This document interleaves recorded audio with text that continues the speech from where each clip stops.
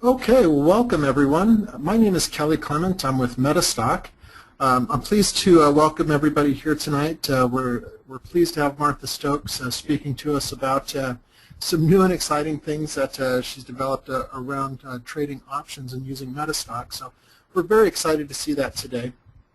Before we get started in introducing Martha, one of the things we always have to do here at MetaStock is just quickly read a disclaimer to you. So I'm just going to start with that, and then we'll jump into the presentation. Today's demonstration is designed to instruct you on using MetaStock and accompanying software plugins, and are not a recommendation to buy or sell, but rather guidelines to interpreting and using the specific indicators and features within the software. The information, software, and techniques presented today should only be used by investors who are aware of the risk inherent in trading. Thomson Reuters shall have no liability for any investment decisions based on the use of their software, any trading strategies, or any information provided in connection with the company. Okay, well, we have that done, so let's get to the fun stuff. Let's go ahead and welcome Martha. Martha's the co-founder of TechnoTrader, which is a fantastic educational financial service company. They do a great job of teaching people about the markets, the way the markets work, and technical indicators. So she's been the author of a lot of different papers, books about how to analyze the markets, and really has taught over 100,000 people how to trade. So we're excited to welcome her into the MetaStock webinar series tonight. We've had her at previous webinars and also the MetaStock Users Conference. So we're excited to have her here again today. Let's go ahead and turn it over to Martha. Martha? Thank you, Kelly. Can everyone hear me?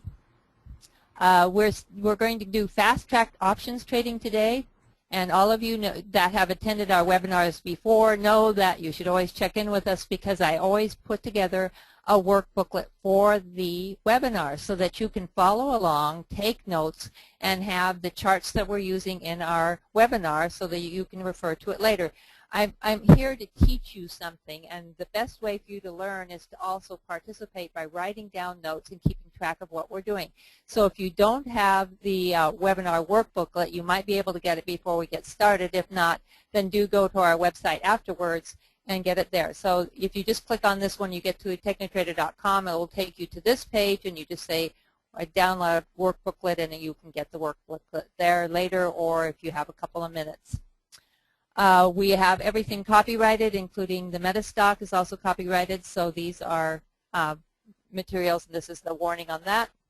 This is our disclaimer. It's basically telling you that we are not a recommending company, that we are a teaching company, and this is all about educating you so you can make the decisions on what stocks are right for you to trade.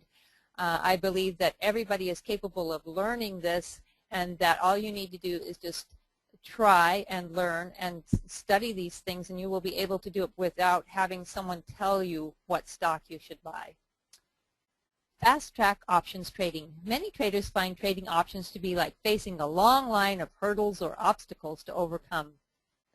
There's the Greeks: implied volatility, strike price, in the money, at the money, and out of the money, contracts, time decay, open interest, and over 50 strategies to learn. Today we're going to show you how you can set the complexity aside and trade on the fast track without all the obstacles and hurdles in your way to options profits. For this webinar, you will have two instructors, myself and Howard Johnson. We've been trading partners for more years than I care to admit. I will take you through the analysis of the stock charts in your webinar workbooklet, why I chose these charts. I'm going to talk to you about what I saw and what information the charts give us so that we can fast-track our options trading using the TechnoTrader stock and options calculators that have been developed over the years. Howard will then go into how to use the option calculator to show you how the calculator does all the work of selecting the right option contract, how to calculate risk, and the profit of that trade. He will also show you how to trade options in a way that no one else teaches, and I'm not sure why, and why options are an important addition to how to trade stocks. So you have a choice between trading stocks and trading options. You should use both stock and option trading at the right time for that particular stock chart. We're now going to analyze the charts in your workbooklet. If you don't have a workbooklet, don't panic. You can always pick it up after the webinar. Please open your workbooklet to the first chart and write down notes as I analyze and explain why this chart was chosen for a potential stock option trade. If you work along with me, you will learn more from this training session.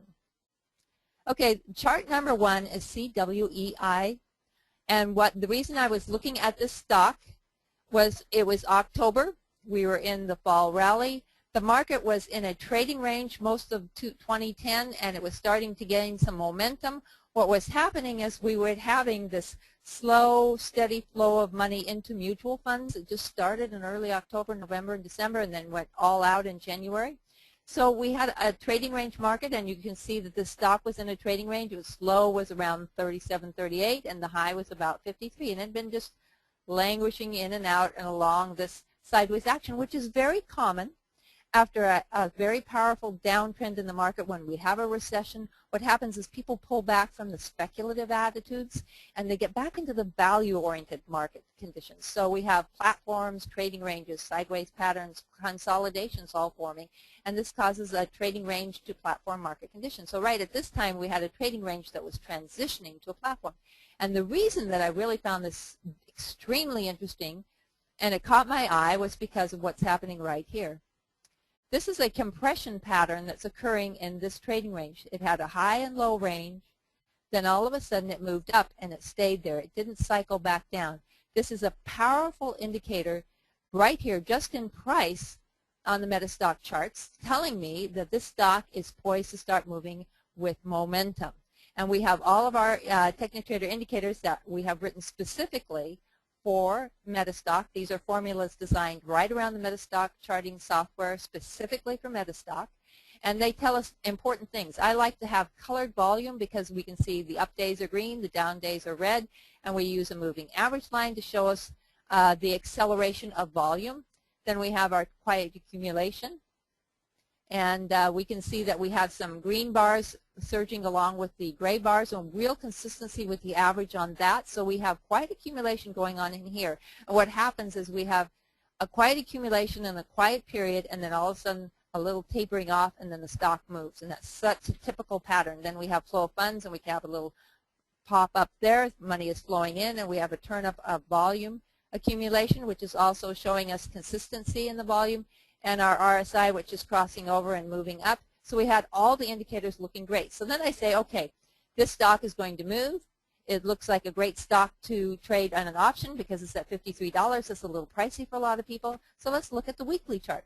The weekly chart tells us how long the stock is going to take for the stock to move and how far it can move. So how far it move? How far can it move? We have it moving up out of its bottom. It's completed its bottom, which is very exciting. And we can see that between 110 and 115, someplace in here, it's going to run into resistance, and it's going to stop. So that gives us the how far it can run, and that's a great number. That's a good point, potential gain. Now remember, most options are position trades. They're not swing trades. They're not day trades. They're position trades because you're buying a contract that's a month to 3 months out or 6 months out. So you're position trading. So you're looking at position trading stocks, and this is a perfect position trading stock to get into for an option trade. It's a little pricey to get into for most people if they're just buying the stock, unless they have a lot of capital. So this is ideal. And we have lots of run gain potential, and it's going to take 3 or 4 months to get up there. So we know all this information, so that can help us select the right option contract. So this is what happened to CWEI afterwards. We got in here in October, and it did go up, and then it peaked about 105, 110, just about where we expected it to. And it took that exact length of time that we could determine from the chart. So the charts tell us everything we need to know about what we need to do for a good options trade. The next one we're going to look at is MSTR. Now, can any of you figure out what it is about this chart that I found very interesting, that caught my eye? Can you see in the chart, what is it that caught my eye? It's this big, long pole vault. What we have is a stock that gapped down hugely, and then all day long it ran up and then dropped back just a little. This was a huge gap down, and this stock came back. What is this telling me? This is January. We have mutual fund investors returning into the market in droves. The mutual funds are getting all this money coming in. Funds managers have to place that money. They have to place that money somewhere. And they see this great stock that had been sold down because a lot of technical patterns were saying, oh, and commentary was, oh, it's time for the market to sell off. It's time for the market to sell off. But they weren't considering the fundamental aspects of it. But what happened is the stock had funds managers buying and pushing it all up. And that told me strength. And then it moved sideways, dipped a little bit, and then came back up, and it's ready to move up again. I can see this from the pattern, the compression pattern again here, the accumulation pattern here. They buy in, then they fade off. Typical pattern. Money stream is showing the move up even after this dropouts. We had one big fund drop out. And then again, volume accumulation, very consistent. And RSI moving up again, good green volume on this thing. This thing is going to move. In fact, I think this stock is going to move with momentum. That's what I'm seeing in this. There's a ton of momentum going on in this stock. And so we look at the weekly chart to get the estimates for how long it's going to take to run up and how far it can run. We can tell that it's going to run at least 15 points, and it's going to do so in less than a month, or about a month. And so we can say, okay, this is the first place where it's going to find resistance, but if it's got momentum, it might even blast right through that. This gives us an idea of what options, and again, Howard's going to go over the calculator and how to calculate this in a minute. So we had the stock, the powerful momentum action here, this powerful thrust, big accumulation patterns showing us here, and then the stock moved up here, consolidated, moved up again, and gapped up. You would want to be into the option trade right here, and then you enjoy this nice gap up. And look what happened. It gapped right over those yearly high resistance and continued to move up. And it did so in a very short period of time, a little bit more than a month. So we have a lot of information that we can get right from MetaStock charts, and we can use this to get great options trades. So you use the combination of MetaStock telling you that we've got momentum action in here, a lot of accumulation, and they always buy quietly, and then the stock moves aggressively after they're in. This is a typical pattern. Then we have the last chart, which is IBM. Again, we're in January. We have flow of funds coming in. IBM's a big blue chip stock, very popular. Everybody wants to buy this stock that's a small investor or a small fund because they think that IBM's a great company. It is a great company. We can see, again, it's in a trading range, bouncing between, about 120 and 134. And then all of a sudden, we see accumulation going on. They're getting in here in this, and they know something that everyone else doesn't. They get in before everyone else. Now, money stream is moving, flow of funds is moving in, volume accumulation, and RSI. All of our indicators for MetaStock are all pointing upward, and we have good, strong move up here, and then a little resting pattern. So we have a lot of underlying energy that's showing in these indicators that we have designed specifically for MetaStock charting.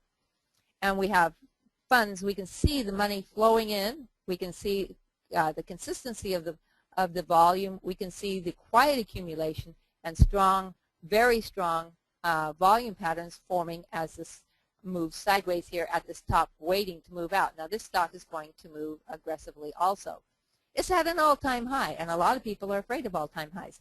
But you shouldn't be. Not in a platform-building market with money flow coming in, with a lot of mutual fund investors returning into the market. This is a strong bull market. But what's going to happen is, because it's value-oriented, it's going to go sideways a lot. So you really got to analyze these sideways price patterns and recognize with the indicators when it's going to move. And so what we saw was right here at the all-time high. It moved up aggressively, it gapped down a little bit, moved up again, moved into a nice long sideways platform, which they do, and then moved up again. So this was a great stock for an options trade. Why? Because it's $130, $35 right here. That's a little high price for most people, and then if you use an option, you can get in and trade the stock and make good profits. So we're going to now go on to Howard. Howard is now going to show you how to use the information from the MetaStock chart to quickly set up for a stock or option trade. Please use the last page of your workbooklet to take notes. We will answer questions at the end of Howard's presentation. We're going to be talking about stock and option trade analysis. As part of this process, we're going to be proving why you're wasting your time if you're using the Greeks, implied volatility, open interest, and so on as part of your option evaluation process. Everything you need to know to put on a successful stock and or option trade, it's in the charts. Before we start, let's do a quick review. Here we've got a stock chart. What we're going to do is review both stock and option trading on this particular chart, going long and going short. We have our entry point. We're going to go long.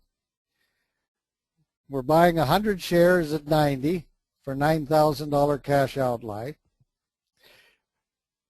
When the stock has reached this point, we're selling out. $240 share, $24,000, $15,000 profit. Typical buy low, sell high. Well, let's see what we can do with an option trade. We're going to be teaching trading options exactly like you trade stocks with the same analysis. I want to buy a call option. I buy an option for $2 a share, cost me $200 to have the same rights, the same position as if I owned the stock. Later, when the stock has reached this point, I sell my option for $150 and I make the same $15,000. And yes, you do, and I will prove this out. The only difference is between the trading the stock and the option is that, of course, we have to deduct the premium cost, and that is our net return. And I'm going to show you how to get these returns off of option trading. On the short side, we're shorting the stock here. We've sold 100 shares at $24,000. We're buying the cover, 100 shares at $9,000. We make $15,000. Or I can buy a put option for $200. So I'm buying one option. I have the same rights as if I owned 100 shares of the stock. I sell the option for $15,000 and I make the profit of the difference, $14,800. All right, this was just a quick review to set us up for what's to come. So why are options not used by everybody? Well, they're just too bloody complicated. Too many chains, too much analysis. Beta, delta, gamma, lambda, rho, theta, vega. Implied volatility, open interest. This is all nonsense. Bear with me, you options traders. Again, I'm going to prove what I'm saying. We're going to show you shortly how we've taken the complexity out of option trading using modern option evaluation tools. Let's get rid of all of this analysis. Page after page after page of chains. Which one do we pick? Which expiration month? Well, we don't have to worry about this stuff. It's all right there. And believe it or not, it's in the stock chart. The MetaStock chart will tell you what chain and expiration month to use. The nonsense of options complexity. The TechnoTrader way eliminates all the choices by using technical analysis to analyze the stock chart to give us just two choices: the correct strike price and the option expiration month.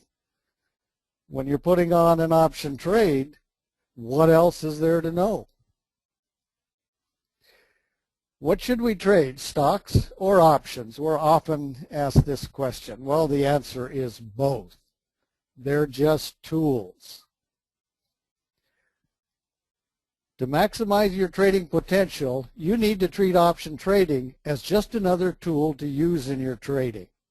By using the new option analysis techniques right inside MetaStock charting that we're teaching, you'll now be able to look at each new trade setup and always be looking for the greatest return for the lowest risk using both stock and options trading. Let's take a quick look at advantages and disadvantages. Stocks.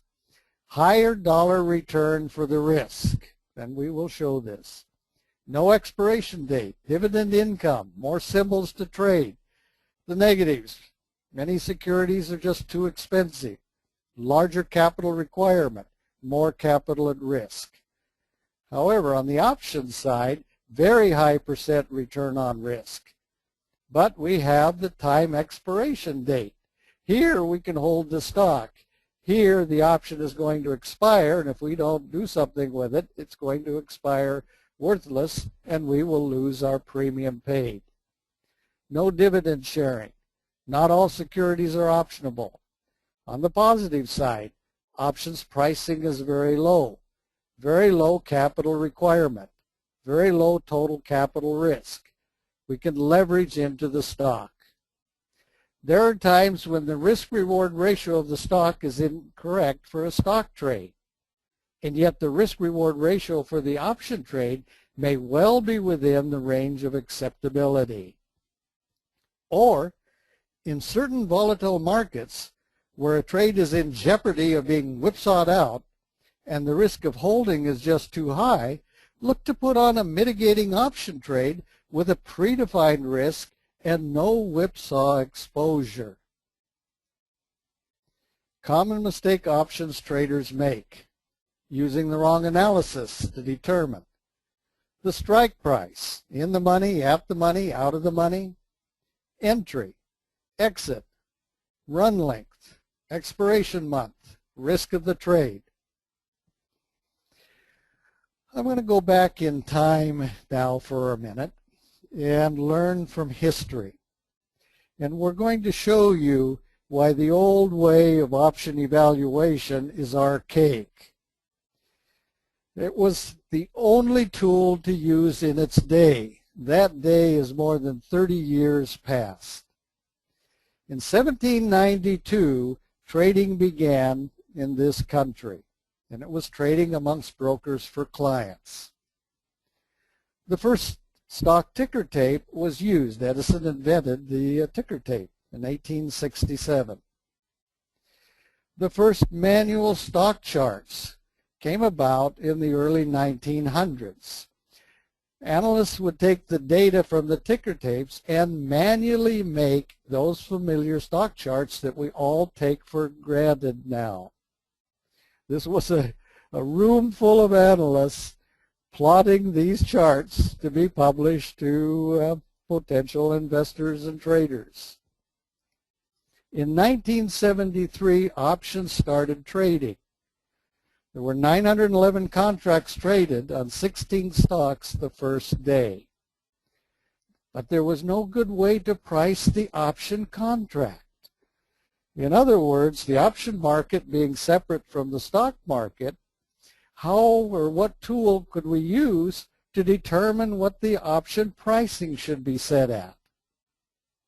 Well, in 1975, this changed with the Black-Scholes and subsequent modifications of the Black-Scholes model for pricing options.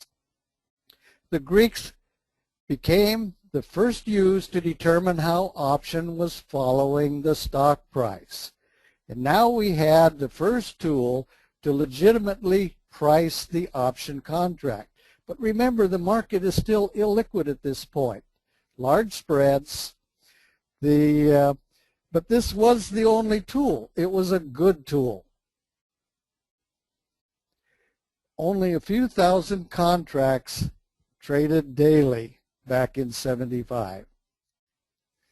In 1984, the market is becoming very liquid, 380,000 option contracts a day. In 1990, we all got to use the first automated charting systems, and technical analysis became widely used. In 2008, 1.2 billion contracts were traded, an extremely liquid market. However, the tools to evaluate the option pricing are antiquated. We're still using antiquated analysis tools for option movement prediction. In 2011, TechnoTrader introduces the modern option trading techniques using the TechnoTrader option evaluation tools. And of course, we're going to be showing these. I'd like you all to think about this a minute, especially you folks that do option trading.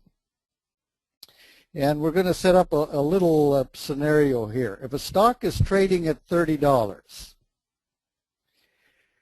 and we're going to put on a long call option with a strike price at 30, so that our call out is at $30, same price that the stock is currently trading at.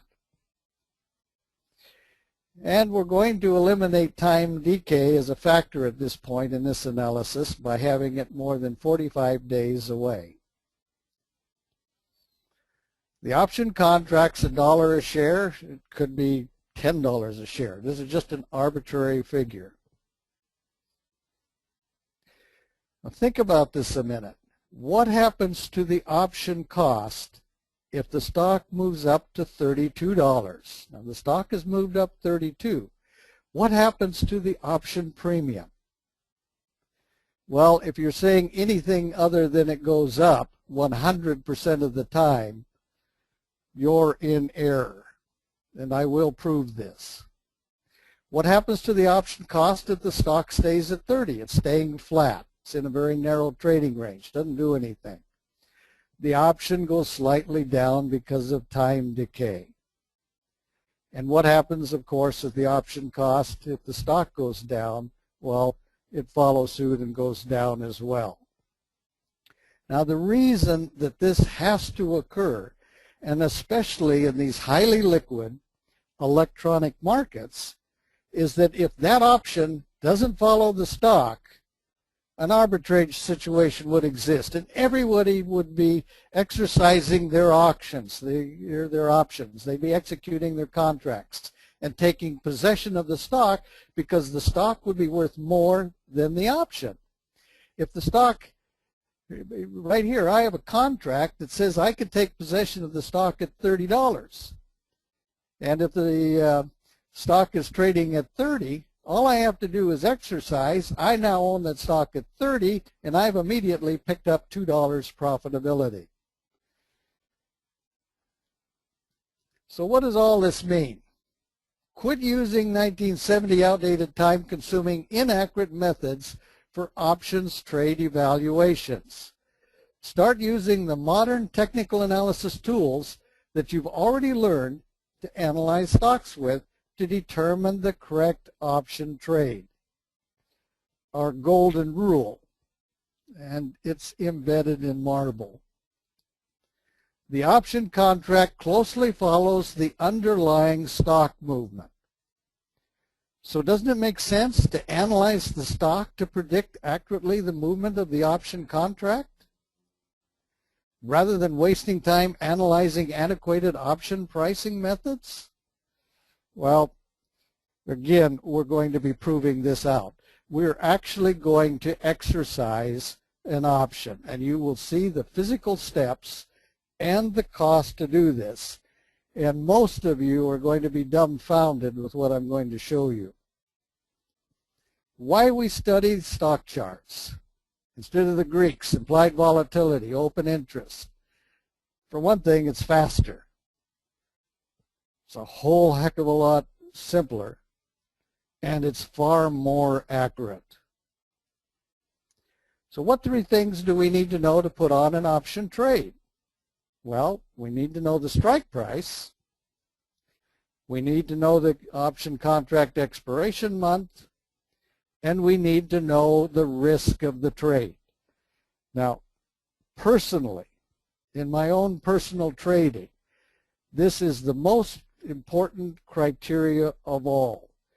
My final decision of whether I'll place a trade or not is my risk versus reward return. And that's a go or no-go situation for me. Okay, here's our stock chart. Here's our entry signal. And since this is our entry signal, we immediately know the entry price for the strike. So I've eliminated almost all of the option chains almost instantly. I know at what chain I should be looking at. This is the option stop loss, or as the stock is moving and we're moving this, it becomes a trailing profit stop to always be protecting our profitability in the option trade. And if this were a stock trade, protecting our capital as well as our profit. We know the stock chart will tell us the potential gain in the trade so that we can calculate our risk analysis. And the chart will tell us the time that it takes for the stock to make the gain. The chart will tell us the expiration month that we've got to use in our option trading. I'm going to bring all of this to the forefront here in a moment. We're going to put on a trade, and it's IBM. And if I look at the MetaStock chart on IBM, the first thing that I see is my entry signal. And this happens to be a springboard pattern, or commonly known as a pop out of the box pattern. The chart tells me the high of the day. The chart tells me the support low of the day, or of my consolidation for my stop loss calculation. The chart also tells me, since this is at an all-time high, how to calculate the new resistance level and what the potential run is. It's right here in the chart. And it tells me the average time that it takes for a run to mature. In this case, a month. So right away, I know the expiration month that I'm going to be putting the contract on with. In this case, we're going to do a February call option. So instead of looking at all the chains, I zero in immediately to those 4 chains around the at the money. And so at a $150 strike, and that's what IBM is trading at, I'm looking at a $3 per share premium cost. Now, we always use the ask to calculate the entry because we have to buy from the sellers. When we're getting ready to sell, we'll use the bid for the exit price because this is what we're going to get. And frankly, I don't give a hoot about this. I've talked to options traders that won't trade anything if the spread is not tight. I don't care here if the spread is a penny, or the price is a penny and the spread is $3. It makes no decision or bearing whatsoever whether I'll put this trade on. And you'll see why in a moment. Okay, so what does the chart gives us? It gives us the date, the support low, the resistance. We take out our worksheet and we write these figures down.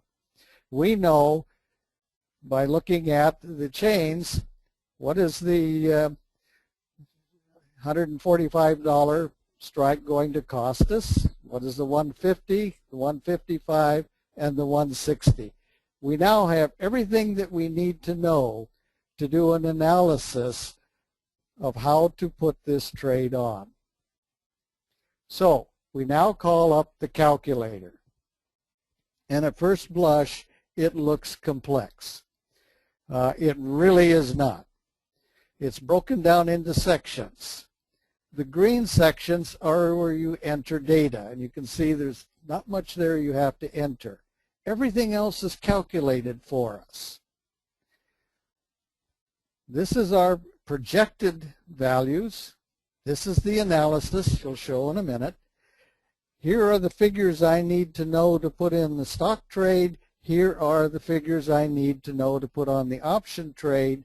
And down here, once the trade is moving along, what we will do is we will audit the trade and we will put figures in here, and the calculator will advise us whether we should be exiting, taking our profit, or staying with the trade and trying to pick up a few extra points. So let's see how this works. We put in the date we're doing the analysis, stock symbol. We know the option expiration date because the chart told us about a month to mature, and so we look at the closest option expiration date around that period. In this case, it would be the February 18th expiration. We enter the day's high, we enter the support, we enter the resistance, and the 1 month run time. Now what happens is that the system begins its calculations. It's telling me I've got an 8-point potential run. It's telling me that my investment is 15 grand. My actual trade risk, though, using the stop loss, is $386. I've got an estimated $800 return, my percentage of return on risk, and here is the all go or no go, my risk reward ratio. For every dollar I'm putting in, I'm going to get $2 back. I won't put on a trade if I'm not at least 2 for 1. Most of the time I'm looking for 3 to 4 or more to 1. Now down here on the stock side, it's telling us our stock order. It's telling us that we're going to be entering on a stop at 150.25 with a limit of 150.63.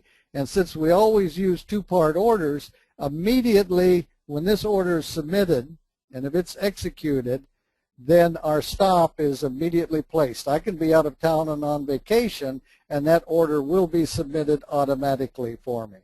And since I have this, I know immediately what my risk is of the trade. In fact, this is where these calculations are coming from. So now let's go through and put our chains in. And we'll put our premiums in. And when we do, it will calculate and project what the projected value of the option premiums are going to be.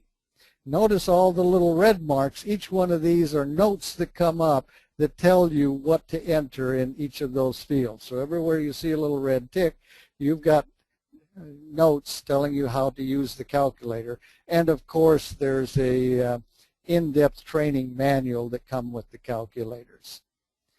So right now it's telling me what the intrinsic values are and what the time values are. And we'll show how to use these in a few minutes. Now let's look at the all-important analysis. I look down here. In fact, I'm over in this column, and I see that an at-the-money option, I'm getting almost virtually the same risk as if I were to trade the stock itself, a 2 for 1 return. And it's telling me what my trade risk is going to be, estimated profit, and my potential returns. We'll just set this aside for right now. But based on this, I'm going to do an at-the-money option trade on IBM at this point in time. I come down here and I'm going to be trading one contract. If it was 10 contracts, I'd put in a 10. I enter the premium. The system then knows the description of the option contract. It's going to be a February 150. The premium, the minute I put in the premium, the system immediately calculates my order, and very important, as I'll show in a moment, the trigger price. I'll be repeating myself, but we never enter an option or a stock order based on a market or a limit order. And in this case, this order is going to be triggered as a limit order by the movement of the underlying security. And so let's see this. Why do we use a contingent order? Why do we use a two-part order? Right now I've entered my option order, but my option order is contingent that the stock has to move up into my trigger price. If the stock falls the next day or just stays flat, since my trigger price is here, am I into that order? And of course the answer is no. I want to be buying into strength. I don't want to buy into weakness. And in fact, this did occur. And since my option order was not triggered or my stock order, it kept me out of a falling condition. If I had entered a limit order, the definition of a limit order is pay this price or better, and this is a better price. But I don't want to be buying into weakness. And a market order, of course, I'd be filled right here, again in a down falling stock. So this is why we use the two-part contingent orders, and most brokers offer them. We do not use market or limit orders to enter into positions, only two-part contingent orders that put us into strength. All right, the trade is maturing. We entered down here. We've had a nice little run-up. It's the 25th. So now let's analyze what we're going to do. Are we going to hold our position, or are we going to terminate the position, take our money, and run? All right, so the chart gives us the last trade, support low right here, and our option chains. Now, even though we put this trade on at the money, I'm showing all the others as well, and so you can see the result at all of the chains. Normally, once you put the trade on, you'd just be following that particular strike price. So we have this filled out. We now come and start filling out this area. On the 25th, the stock is at 161.44. It's moved up 11 points beyond what we had projected. When we put in the new premiums, notice how the new intrinsic and time values are calculated. This is almost all intrinsic value. This is the true value. And if this premium is not keeping up with the intrinsic value, then you have an anomaly and you're going to exercise. And I'm going to show you this in a moment. So we put in the various chains, and you can see that here the premium was 32 cents. We're up to 3.15, but most of it, half of it, is time value. Okay, let's look at the return on the stock, or the actual return on our option trade. The figure I'm looking at right here is the actual return versus exercising the option. And this is critically important. What it's telling me is that if I go ahead and sell at the bid, these are at the bid, these are people that are willing to buy, this is the current bid price. If I were to sell at the bid, I'd get $860 back on my option. If I were to exercise the option and then liquidate the shares of stock that I currently own at that point, I would get $844 back. And these two figures should be fairly close together all of the time. In a minute, I'm going to show you what happens when they're not together. So in this case, we can see that they're very close together.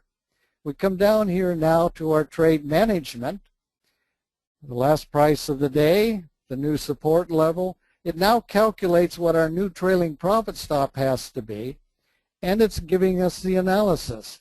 It's telling us that if we put in the new stop loss, and so let's say it would be right here, and the stock moves up and then comes back down and we're out, we'll still walk away with $850. However, if we sell at market the next morning, take our profit and run, we'll get $1,100. This is what is the determining factor. We're already negative in what we had anticipated the stock was going to move, the number of points.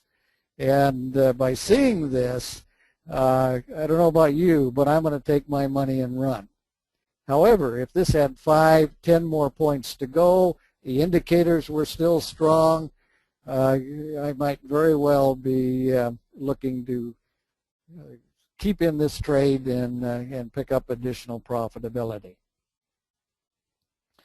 Okay, same thing with our option. It's telling us that if we take the money and run, we'll get 860 bucks. If we take and put in the new stop loss up or trailing profit stop on the option trade, we'd get 591 bucks. And again, in this particular scenario, we'd take our money and run. All right, now let's look at option exercise. Here is the trade at 1160, and you can see that, as we showed you before, that the actual return is 860. If we exercise and liquidate the stock position, we get 844. However, let's just say that for whatever reason the option is not following suit with the stock. That in this case, the option is only $8. It's supposed to be the 1160, and in fact it's telling you that there's a problem because the option intrinsic value is 1144. And it's telling you right away that this is an anomaly. This is a problem, that the true value of the option is 1144, and yet it's only, the bid is only at $8. So something is really wrong. And when we look at the actual return versus the exercise, we see that right now that if we cash the option out and sell it to someone else, we're only going to get 500 bucks. But if we convert the option to stock, exercise the option, we're going to walk away with $844. This is a big deal. On 10 contracts, that's $3,440 we'd be leaving on the table if we traded the option premium rather than exercise. Okay, how do we do an option exercise? Some brokers offer online execution. Other brokers will require a broker phone call with the instruction to execute. Take possession of the stock position. Or execute and close. Take possession of the stock and immediately liquidate it. With this particular broker, all I have to do is say exercise. And this is going to surprise a lot of folks. Now that you see how easy and painless the exercise process is, why on earth would I spend any time at all on the Greeks and so on? As we've said before, we don't use the Greeks. That's old 70s technology. Why study the Greeks when we know what the option will always follow the stock? If an anomaly does occur, we simply exercise our option and then close the stock position. We don't care about open interest. If the stock moves, there's going to be plenty of open interest. We don't care about implied volatility because if the stock is moving, volatility will increase. And we don't care if the bid or ask spread of the option is wide because we have the very powerful tool of converting our contract to a stock position where the spreads are very tight. And here's how we do the exercise. And I'll be showing that in a moment. Remember, if you're holding a contract at a strike price of $50, you have the legal right to immediately exercise at any time during the life of the contract and take possession of the underlying stock at the $50 price, no matter what the stock price is currently at. Think about this. I'm now going to show you the actual steps to exercise an option contract. All right. Our stock was down here. The stock price was $130. The option strike price was $130. We paid $3 for the premium. The stock right now is trading up here at $143. Now I'll tell you right now, and this is the final proof, there's $13 profit in the stock. If I don't have $13 profit in the premium, I'm going to be exercising the option because All I have to do is what you're going to see right now, and immediately I have a position of $130 in a stock that's selling at $143.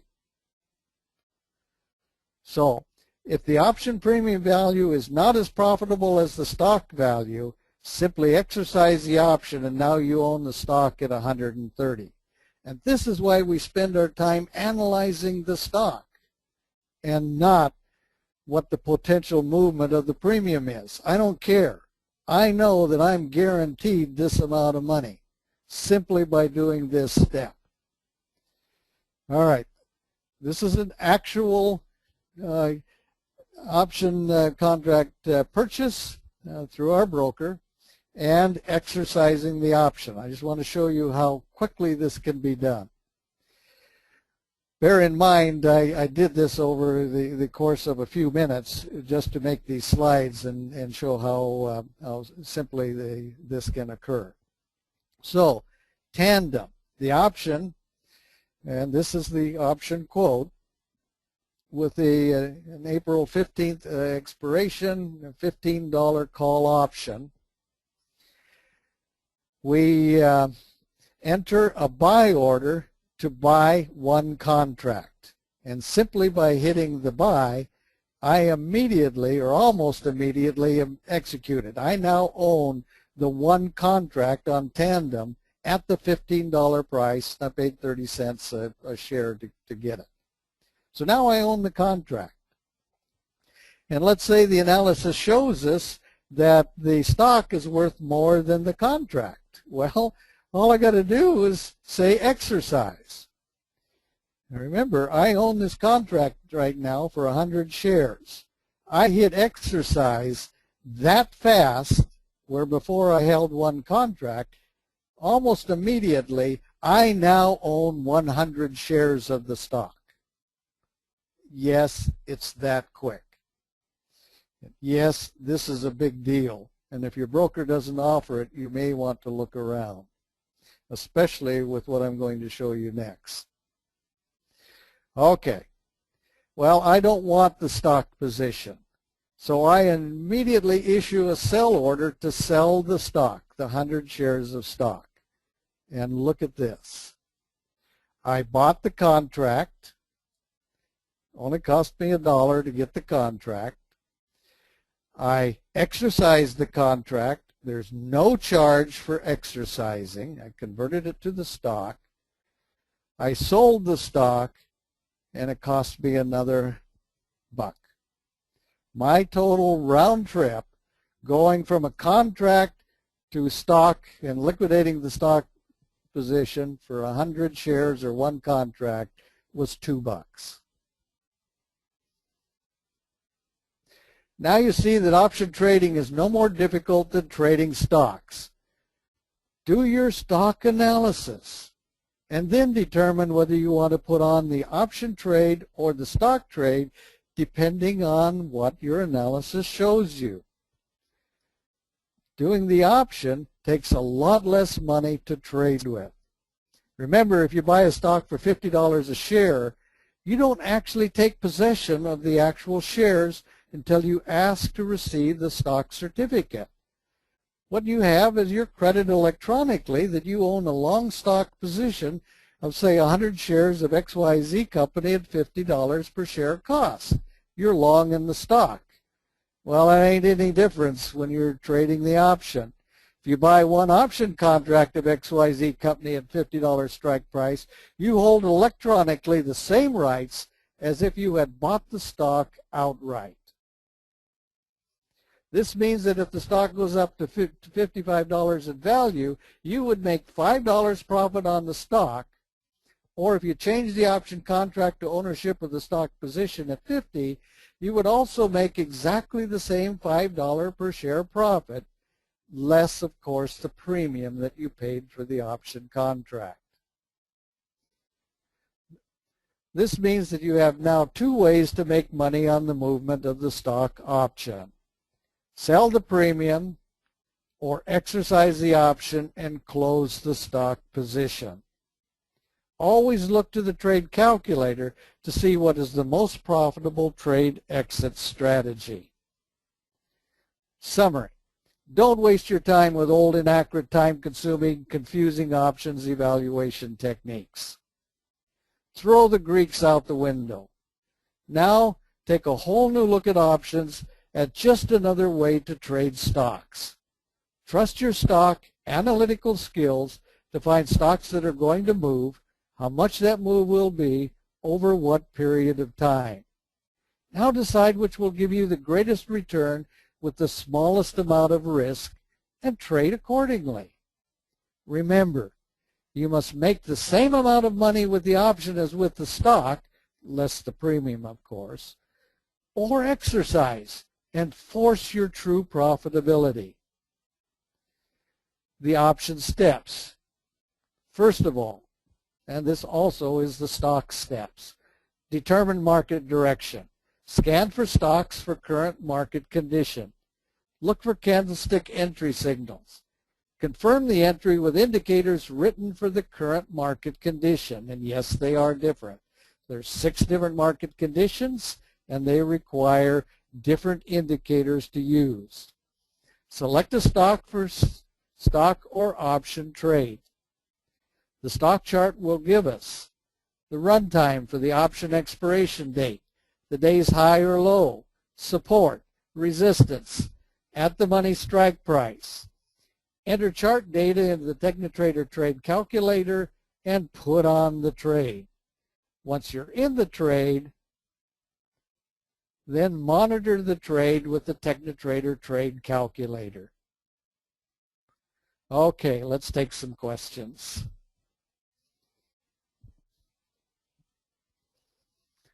Martha, do you have some questions for me?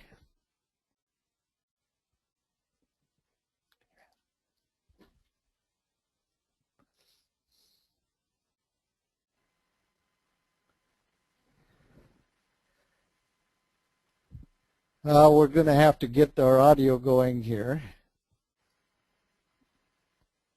Okay, I'm back. All right. Hi, everyone. I was just answering a lot of questions and getting quite a few in.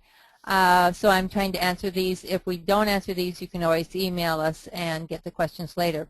One that I had from Colin was, if you use a contingent limit order for the option and the stock opens higher, you won't get filled on your option limit order as the option price will have gone up. Correct. And we do that deliberately because there is a good factor in the limit order calculation. And just as we don't want to buy into a stock that's falling, we don't want to overpay for an option that's overpriced. We don't want to get caught up in a gap up situation or heavy overnight order flow where the run up is so fast that we're paying more than what our risk analysis is showing us that we should pay. It's changing the risk ratio reward, and I don't know about you, but I won't put on a trade that's not within the risk ratio reward scenario.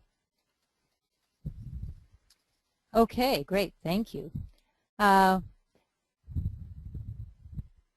When exercising an option, do you have to have that amount of money in your account? That's a broker elective. The brokers that we have polled are varying. If you're playing Google at over $600 a share and you have 50,000 in your account and you do 10 contracts of Google, 1,000 shares, yes, you're going to be over your limit in your account. But some of the brokers will allow you, by making a phone call, they will advance you for that short period, because remember, they're collateralized with the stock position. And so if you exercise the option and convert it to the stock, the broker can immediately liquidate the stock, and that little shortfall, which is only a few moments, is covered. And yes, there are brokers that will offer and allow this.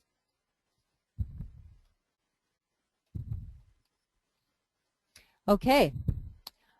Is your rate of return with options always going to be better? gosh, if I say always, then somebody is going to point it out. But I have yet to uncover a scenario. The return. What was the question again? I want to make sure I'm answering it correctly. Would an option always be a better profit than a stock purchase? Well, we look at what is the dollar amount of risk that we're putting up and what is the return. Normally the stock has a slightly better return on risk than what the option has, because bear in mind I get a 1-for-1 return with every slight movement of the stock, whereas with the option we have to take into account the cost of the premium off the profitability. So this is an age-old argument. It is true that the dollar return against total capital is significantly higher with the option, but if you look at the dollars at risk, the dollar return for the capital at risk is slightly higher with the stock.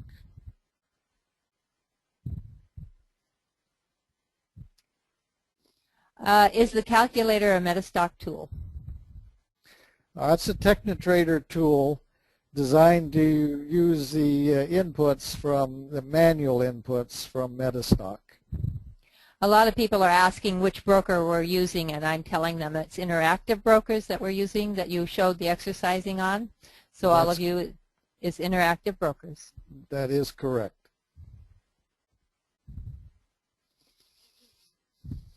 Okay, David is asking. Thinkorswim has a very similar order ticket that that you can exercise your option on electronically.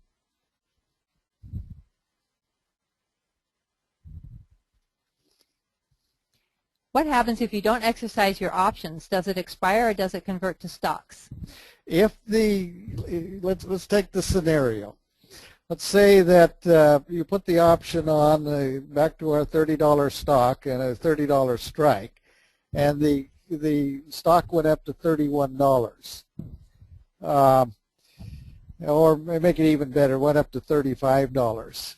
If you don't sell the premium to someone else or the option to someone else, or if you don't exercise, the Option Industry Council will exercise for you automatically at expiration and credit your account the profit earned.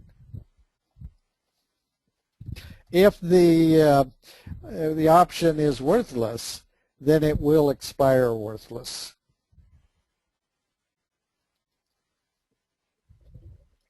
Okay, what is your view on weekly options? I'm sorry? They want to know, what is your view on weekly options? Would you trade an option on a weekly contract? Boy, that's pretty tough. And it's pretty tough because one of the advantages of options is the ability to have time. I know this sounds ludicrous, but time work in your favor if you go the longer option period and allow time for the run to mature. If you're trading weekly options, you're almost day trading the option. And there are those that do it successfully, but that's too short a time frame for me.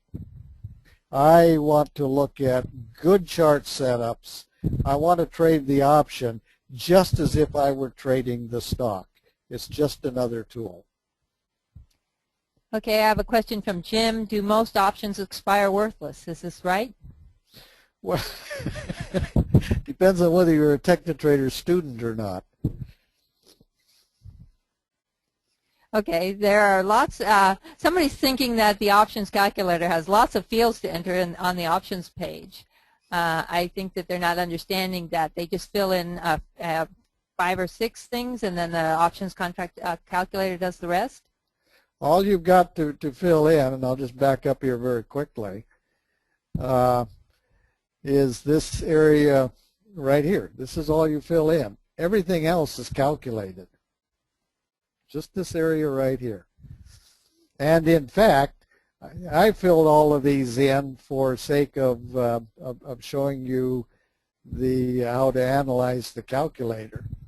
If we were only going to do an at-the-money February option, all I'd be filling in is just these two figures right here.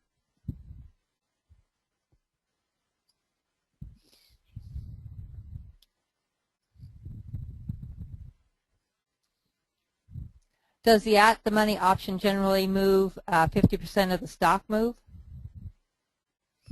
It has to move 1-for-1 with the stock. And if it doesn't, you exercise and take the stock. If the, let me clarify this, I'm going to get a lot of static on this. If the stock is trading at 30 and the option strike price is 30, and the stock goes up to 31, there is the intrinsic value of $1 in the stock. But remember, if you paid $2 premium, you're still a $1 loss. Now, if that stock continues, and it's now the stock is trading at 40, the premium has to go up that 10 points.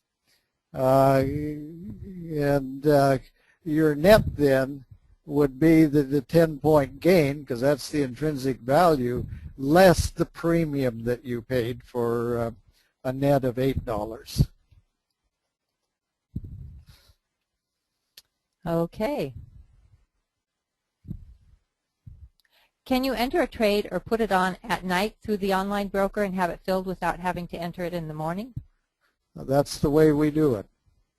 We do our analysis after the market closes in the afternoon, set our orders that afternoon, and then we don't worry about it until the next evening. That's how we trade personally.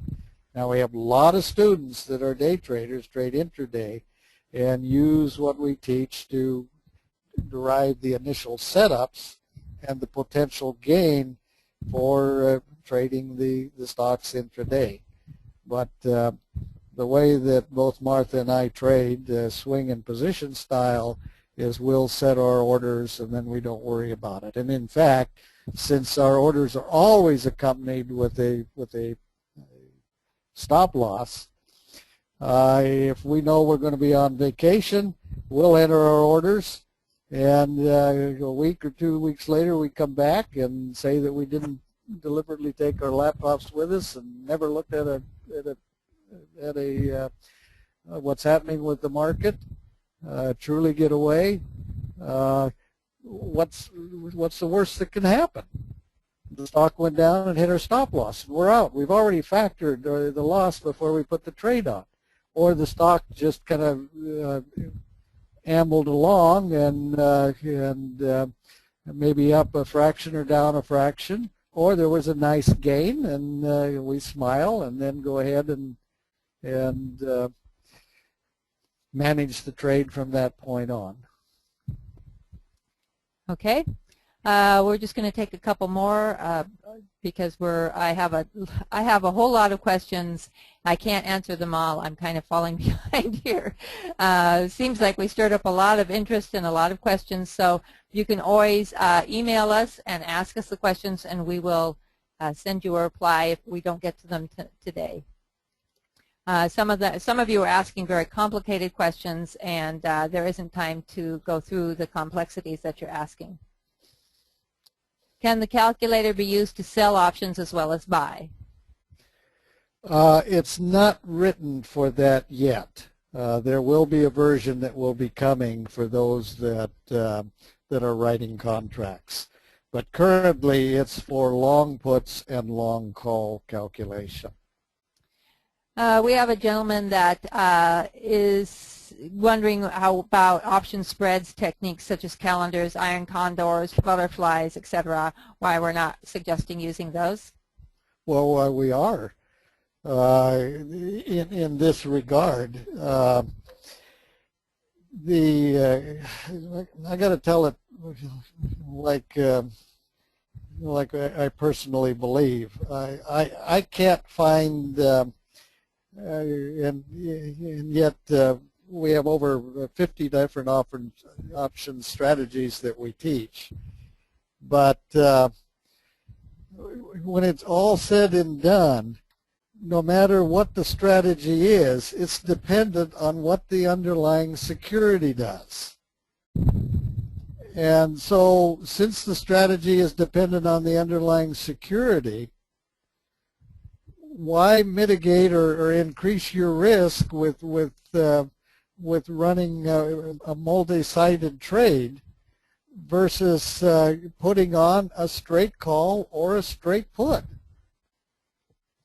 What I have to look at is, am I making a profit week to week, month to month, year to year? Versus, yes, once in a while a combination trade will get a nice gain. But if you look at the true risk-reward ratio of the combination trades, you'll find that you're on the negative side of the trade. And I want to have the cards stacked in my favor.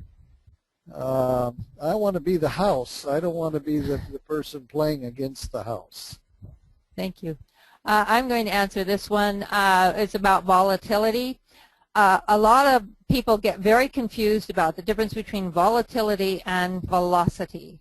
And what you're looking for in all of your trading is not volatility, which is a choppy up and down, unreliable pattern. What you're looking for is a velocity move or a momentum move. And we do have a momentum webinar that I taught a little while ago that explains the difference between volatility, momentum, and velocity. So if there's a tremendous amount of confusion about volatility. You don't want volatility. You want velocity. So that's what's most important, is that you have an acceleration of price action out of your sideways pattern. Is there a way to scan for option price discrepancies or anomalies? I'm sure that there is, and it would be easy enough to write an algorithm that would do that. We currently don't have anything like that available. We've not taken the time to do it because now we're up against the I forgot the terminology, Martha, help me out here. The electronic traders. Oh, the high-frequency traders? Yeah, that we'd be competing against the high-frequency traders. Their access to the data is infinitely faster than our access to the data, and that they have software that is specifically looking for these anomalies. Now, I will share one thing that I have found with you, and that is that on the put side, I see the anomalies creeping up more than on the call side. And occasionally a put anomaly will for some reason or other, is up and a high-frequency trader has not snagged it. So there are some opportunities there. Okay, I think that's about all we have for tonight. We've gone over quite a bit. I want to thank everybody for coming. We had a great time. We will answer your questions if you just email us. You can go to our website and get some information there too. We have plenty of other webinars that we feature on that. This will be posted. It will be available to review, and we'll be happy to answer all the questions that we were unable to answer tonight. I did my best, but I'm just got a lot of questions. Thank you all for coming. We had a great time. I hope you learned a lot, and we'll see you next time. Bye-bye. Kelly, do you have some last-minute words for us? Just like to say thank you. It's always educational, and we always enjoy having you and Martha in our webinar room. Thank you very much, and have a great night, everyone. Thank you. Bye-bye.